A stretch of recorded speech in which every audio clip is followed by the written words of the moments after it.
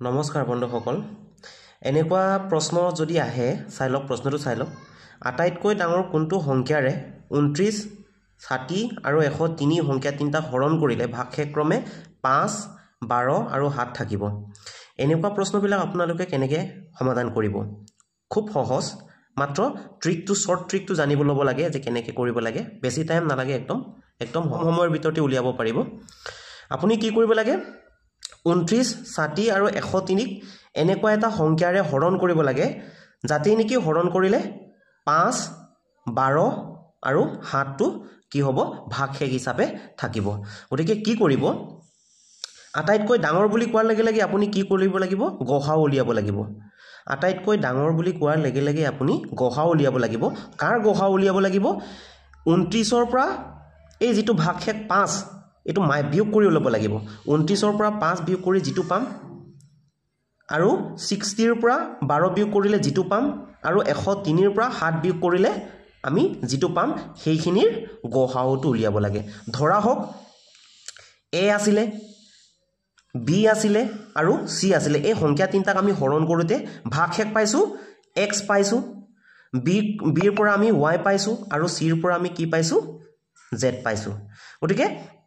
এইখিনিৰ গহাওটো উলিয়ালে হৈ যাব ACF টো উলিয়াই দিলে হৈ যাব এইখিনিৰ ACF টো উলিয়াব লাগে কি কৰিছো 29 ৰ পৰা 5 বিয়োগ কৰিছো 60 ৰ পৰা 12 বিয়োগ কৰিছো 103 ৰ পৰা 7 বিয়োগ কৰিছো আমি বিয়োগ কৰোতে কিমান পালো 24 পাইছো 48 পাইছো আৰু 96 পাইছো গতিকে আমি কাৰ গহাও উলিয়াব লাগে এই সংখ্যা তিনটাৰ গহাও উলিয়াব লাগে 24 48 আৰু 96 ৰ গহাওটো উলিয়াব লাগে কেনে গহাও তেতিয়া কেনেকৈ উলিয়াম প্ৰথমে এই দুটাৰ গহাওটো উলিয়াই লম এই দুটাৰ গহাওটো উলিয়াবলৈ যাওঁতে ডাঙৰটো সৰুটোৰে হৰণ কৰিম 48ক 24 ৰে হৰণ কৰিলে দুইবাৰ গল ইয়াত কিমান হল ভাগশেষ 00 হৈ গল এই 00 হোৱাৰ সময়ত আমাৰ ভাজক কিমান আছিল অৰ্থাৎ কিহেৰে ভাগ কৰিছিল কিহেৰে হৰণ কৰিছিল 24 ৰে হৰণ কৰিছিল গতিকে 24 আৰু 48 ৰ গহাওটো কিমান হ'ব 24 হ'ব এতিয়া এই দুটাৰ গহাওত আমি 24 পালো গতিকে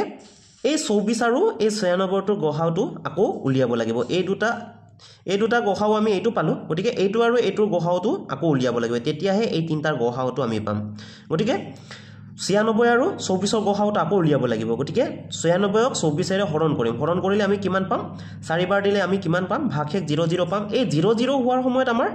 ভাজক কোনটো 24 গতিকে ইয়াত গহাও এই সংখ্যা তিনটাৰ গহাওটো কিমান হ'ব 24 হ'ব গতিকে আমি বিচৰা সংখ্যাটো হ'ল 24 অৰ্থাৎ আটাইতকৈ ডাঙৰ সংখ্যাটো কি হ'ব এই সংখ্যা তিনটা হৰণ কৰোতে যেটো ভাগশেষ এইখিনি থাকিব লাগে এই সংখ্যাটো কি হ'ব 24 হ'ব গতিকে এনেদৰে সহজে উলিয়াব পাৰো